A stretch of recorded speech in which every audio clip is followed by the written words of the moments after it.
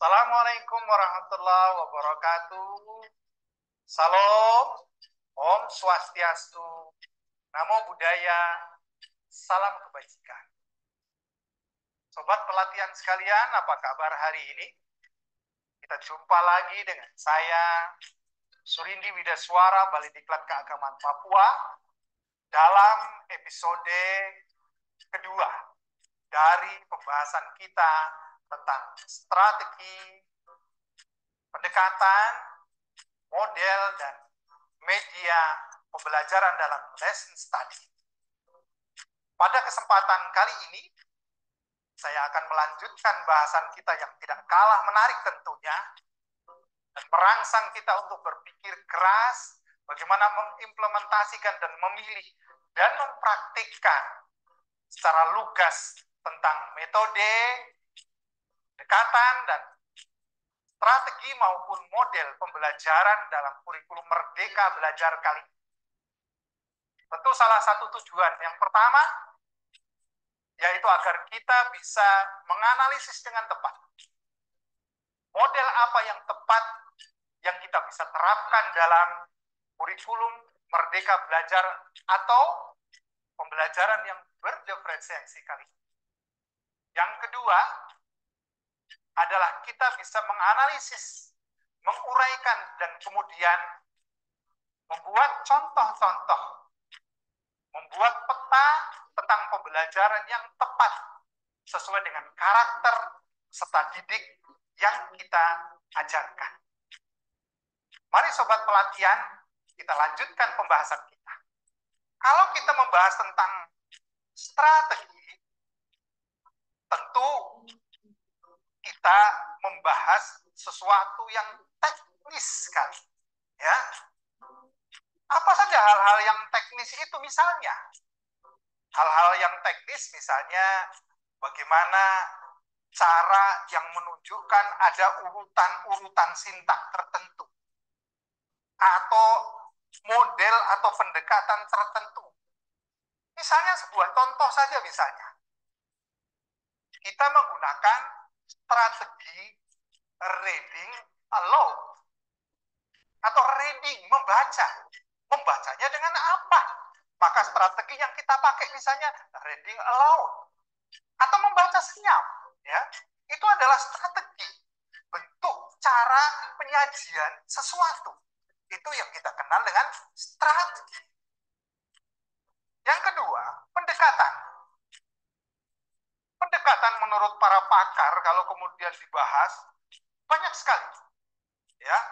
Tapi saya mengunci yang familiar bagi kita semua. Tentu pendekatan yang sering kita kenal kira-kira apa sobat pelatihan? Pernah mendengar saintifik? Itu pendekatan atau model? Tentu kita harus menyepakati di sini. Itu adalah contoh pendekatan. Kenapa demikian? Karena saintifik tidak berisi strategi-strategi spesifik dan rinci. Hanya merupakan rumah besar dan sifatnya paradigmatik. Atau kemudian perspektif, ya. Karena adalah merupakan bentuknya adalah filosofis, ya. Contoh lain misalnya, kita mengenal ada dua pendekatan yang sering familiar kita dengan. Di kurikulum yang lalu, kurikulum 13, sampai pada kurikulum Merdeka Belajar kali ini, kita mengenal ada dua pendekatan. Apa itu? Pertama, student centric.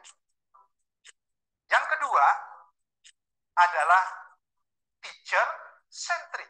Ya. Ini adalah bentuknya, ini bukan model. Ini juga bukan strategi, sobat pelatihan. Ini adalah pendekatan. Mudahnya orang kultur kita mendekati dengan cara seperti apa? Maka cara yang pertama adalah, misalnya kita dekati dengan karakter student centric, Berarti itulah yang kemudian turunnya adalah active learning, di mana guru hanya merupakan fasilitator, sementara murid adalah aktor-aktor utama. Fungsi kita sekali lagi hanya memberikan fasilitas terbaik buat mereka, bagaimana dia menemukan dan mengkonstruk pengetahuan itu sendiri. Sebaliknya berbeda, sobat pelatihan, kalau itu adalah teacher-centric, di mana seorang guru lebih dominan memainkan peran mengkonstruk pengetahuan. Sifatnya kita kenal dengan transfer of knowledge.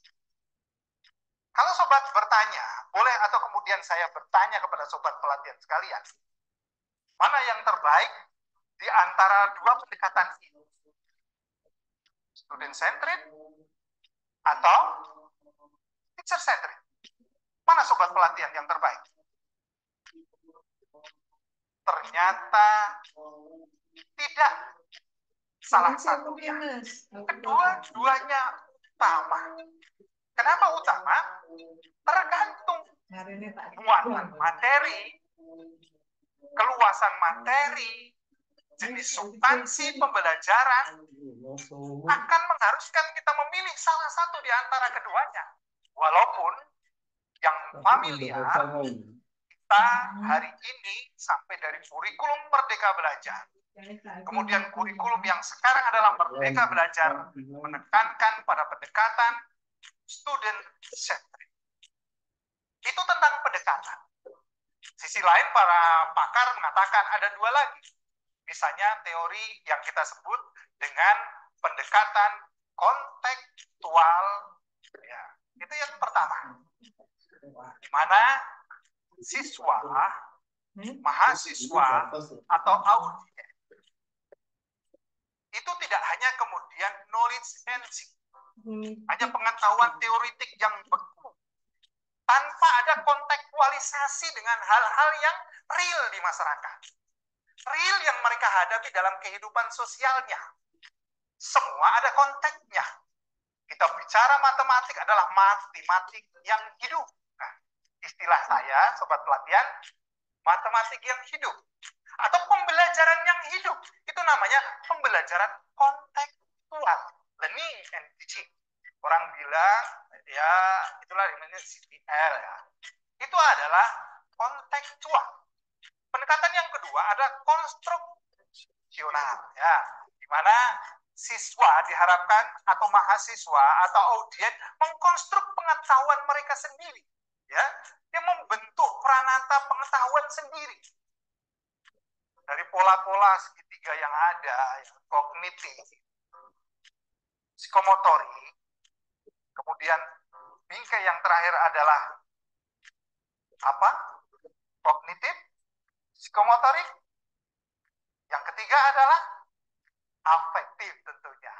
Tiga paramida emas tujuan ini bisa dikonstruk dengan pendekatan yang pertama tadi adalah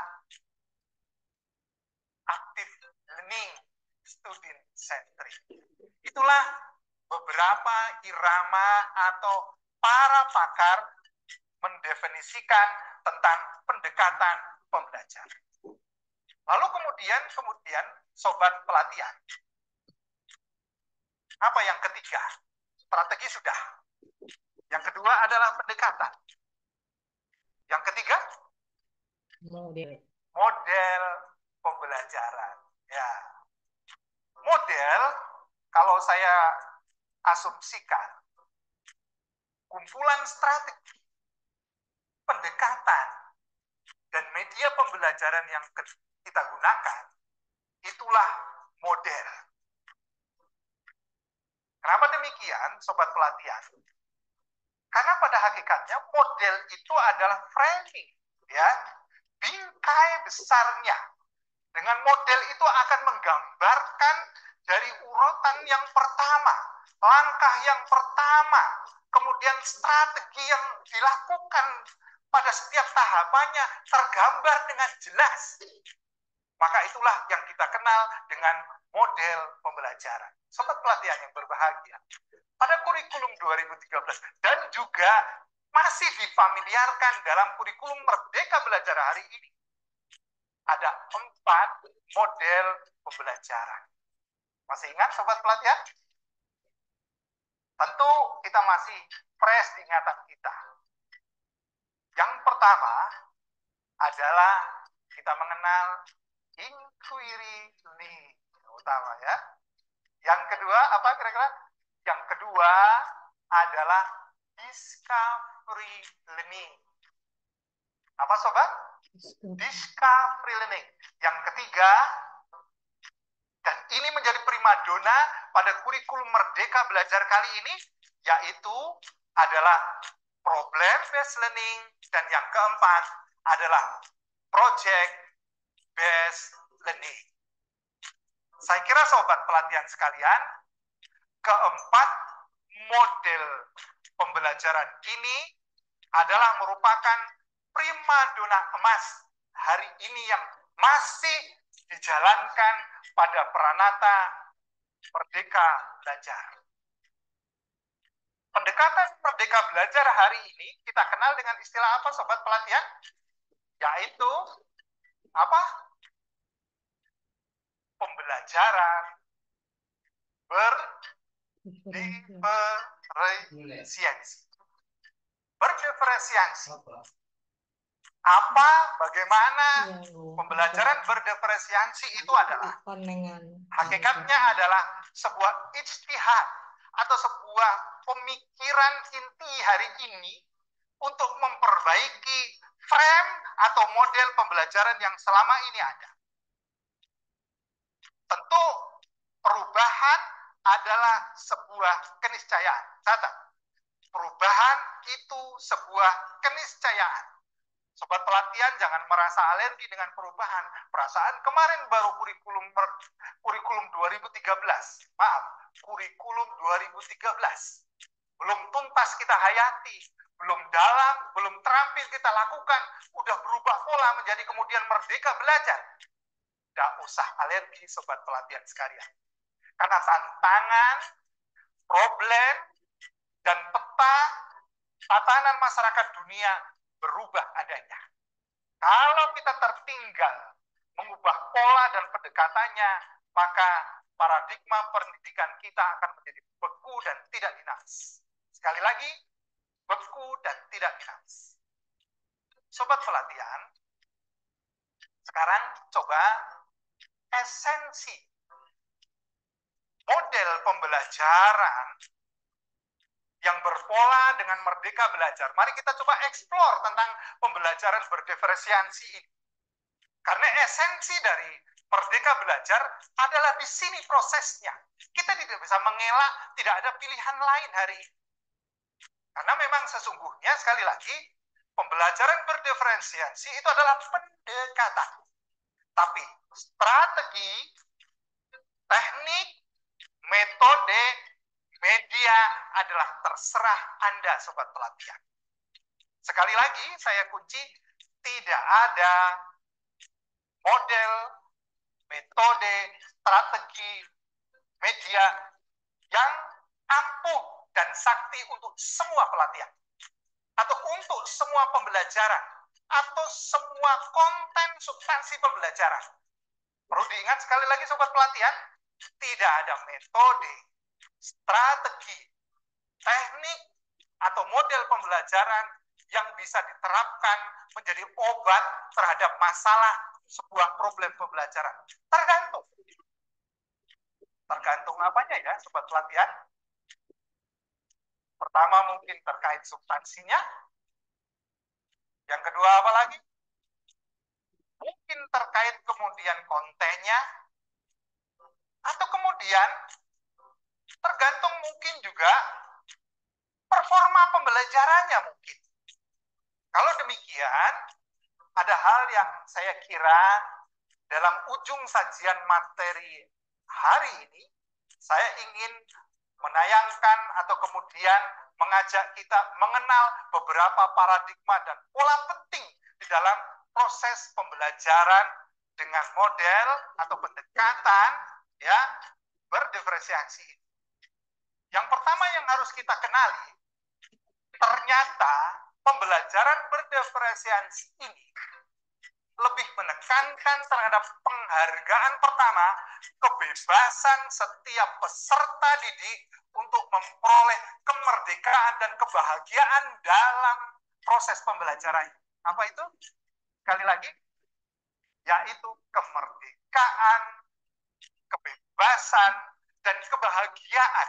Kalau bahasa kita mungkin setiap mereka, setiap siswa berhak untuk bahagia. Lalu bagaimana? Sekali lagi, strategi atau metode yang bisa membahagiakan mereka. Apa kira-kira konsepnya? Apakah membuat ketawa-ketawa itu adalah bagian dari sebuah strategi yang kemudian ini yang dianggap paling favorit? Belum tentu.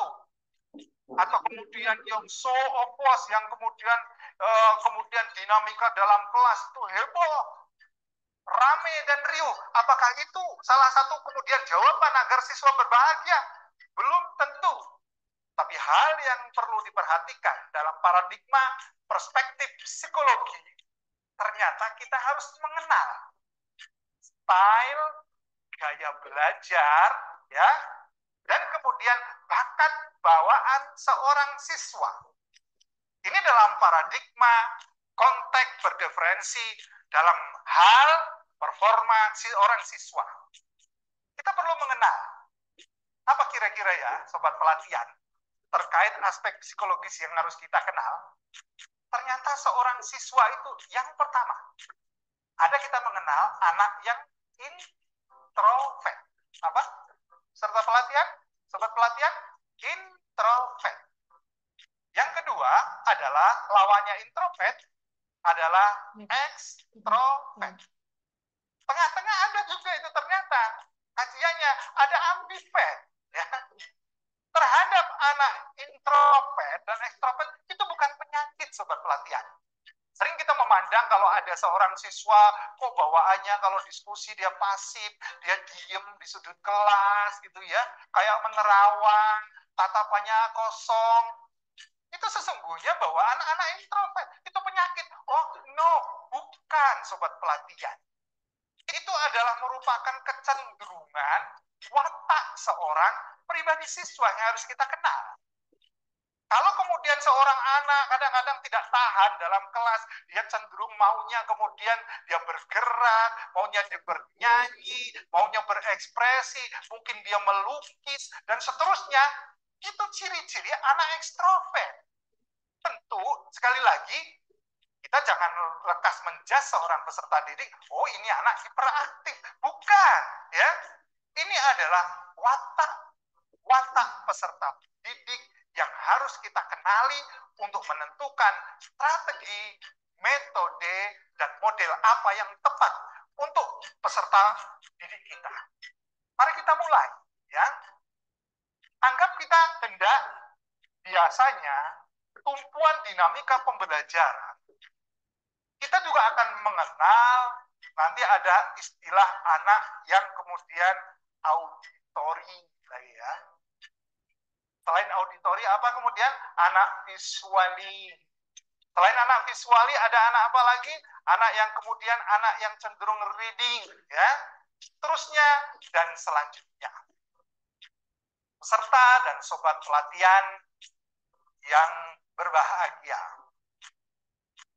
Selanjutnya, tumpuan metode dan model pembelajaran yang akan kita tekankan pada kesempatan kali ini dalam menentukan watak, ya, pribadi dan gaya style belajar yang tepat.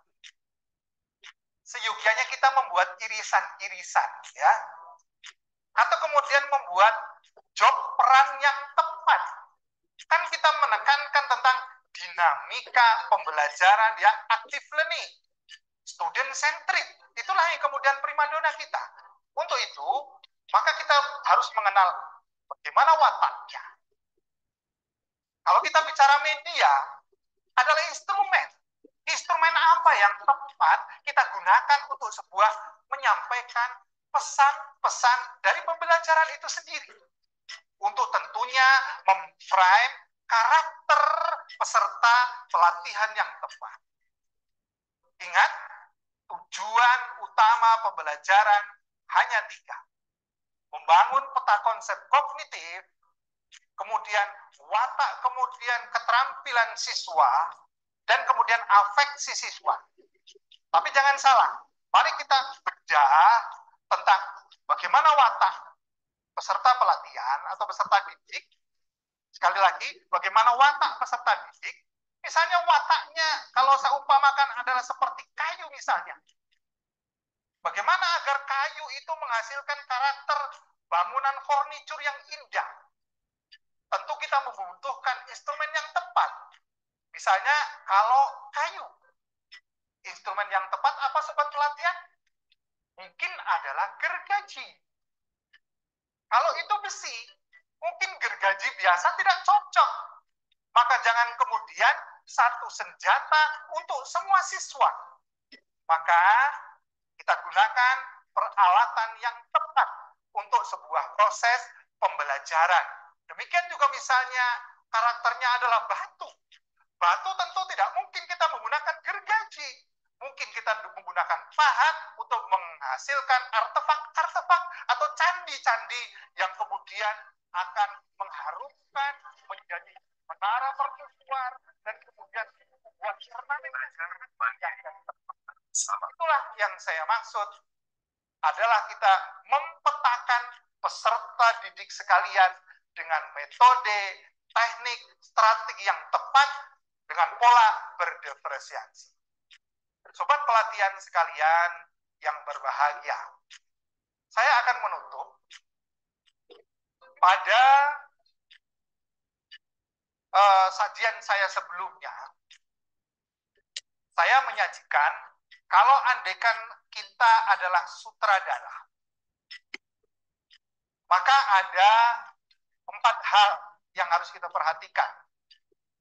Apa saja komponen dalam sebuah perfilman? Tentu ada sutradara. Selain sutradara ada apa lagi misalnya? Di sana mungkin akan ada artis. Apalagi sobat pelatihan? Ya, apalagi misalnya? Tentu mungkin kita akan mengenal lagi misalnya adalah penulis naskah. Seterusnya dan selanjutnya. Tentu untuk menempatkan mereka pada posisi yang benar, kita harus mengenal sekali lagi karakter, profil setiap peserta belajar semuanya. Tentu mungkin anak introvert dengan pembawaan koleris misalnya, yang cenderung mungkin dia orangnya independen, memiliki fiksi, ya kemudian jiwa memimpin yang tegas dan lain sebagainya, kira-kira kita tempatkan sebagai apa dia? Ini penting. Sering kita misalnya contoh praktis dalam pembagian dinamika kelompok, itu cenderung kita hanya menggunakan teori misalnya, ayo berhitung 1, membagi menjadi 4 kelompok, ayo berhitung 1, 2, 3, dan 4. Terkadang itu boleh sah saja, tapi jangan salah, ketika memberikan job, deskripsi terhadap mereka, hendaklah kita memperhatikan watak kepribadian yang mereka miliki, yang pada gilirannya nanti mereka bisa memainkan peran yang baik. Anak introvert contohnya yang cenderung pendiam, dia pemikir yang dalam, dia cenderung mencari inspirasi dengan tempat-tempat kesunyian. Mungkin berilah peran mungkin. Jangan sebagai artis atau sutradara, gak jalan. Apa yang tepat buat dia? Mungkin dia sebagai konseptor naskah di dalam membuat storyboard di dalam sebuah perfilman. Mungkin akan selesai. Tapi mungkin bagi anak ekstrovert, mungkin perannya bukan penulis naskah. Yang tepat apa sobat pelatihan? Mungkin kalau dia tidak sutradara, mungkin kita letakkan dia sebagai artisnya. Nah disinilah, ternyata Bapak Ibu sobat pelatihan yang berbahagia, sekali lagi di ujung pelatihan ini saya ingin menyimpulkan beberapa hal. Yang pertama adalah bahwa tidak ada model yang tepat untuk semua konten. Model yang tepat adalah model yang sesuai dengan pertama. Model yang pertama adalah apa kira-kira? Tentang substansi atau pengetahuan jenis apa. Sehingga kita akan memilih apakah dia problem based learning, atau inquiry learning, atau mungkin project based learning. Tergantung tuntutan pengetahuannya. Itu yang pertama. Sama halnya ilustrasi yang mudah, tidak ada satu obat untuk semua penyakit. Itu hanya Tuhan yang punya. Tetapi terkait dengan metode, taktik, strategi, dan media akan sekali lagi terpulang kepada substansi atau kemudian gaya style pembelajaran seorang siswa di dalam proses pembelajarannya. Itu yang pertama. Dan yang kedua, kata kuncinya adalah kreativitas dan kejelian seorang guru di dalam memilih dan menempatkan posisi siswa dalam pembelajarannya. Nanti terkait pula dengan pemilihan teknik, strategi, dan metode dalam pembelajarannya. Itulah mungkin dua kata kunci saja yang dapat kami sajikan. Mudah-mudahan sobat pelatihan dapat memahami dengan baik. Dan mudah-mudahan materi yang kami sajikan ini berguna untuk kemudian kita membahas lebih lanjut dalam bahasan-bahasan lesson study berikutnya. Mohon maaf atas segenap kekurangan. Mudah-mudahan kita jumpa pada lain kesempatan. Burung Irian, burung cendrawasih, cukup sekian. Terima kasih. Assalamualaikum warahmatullahi wabarakatuh. Salam, Om Swastiastu, Namo Buddhaya, Wa Nyampe. Terima kasih.